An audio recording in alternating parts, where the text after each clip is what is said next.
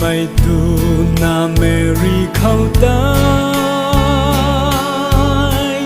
có văn sra tai rồi có câu quang na sa đi gai sâu giàu riêng là tàu mày an lu lê bầu bầu mày rui nắng ta cả ta lao bỏ mẹ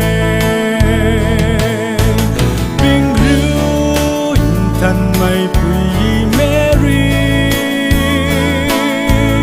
ra quang khâu rui giàu riêng là tàu thế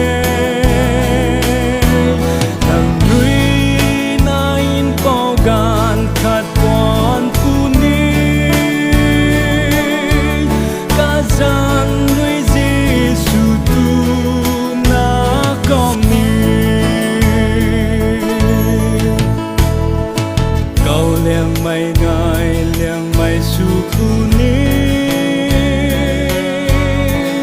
có bu te bi quang bấm pang ti lao khu ni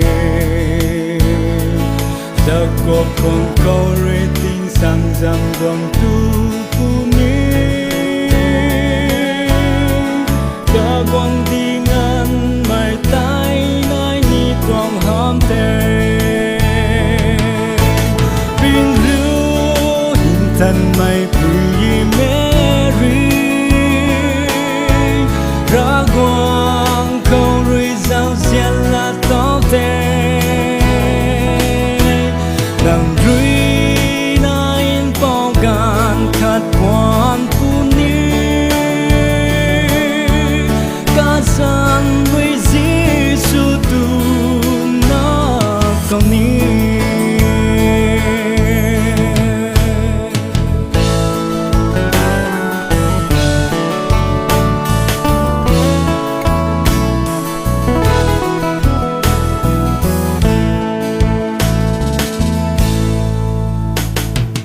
câu văn sra tay rồi cả câu xa bu mang thân mai nằm ru câu quang đau bu nề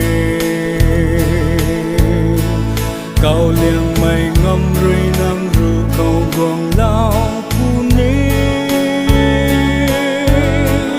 quan ni mây na tay in thân mây cao bu nề thân mày bùi Mary ra quang câu rui giàu riêng là tóc thế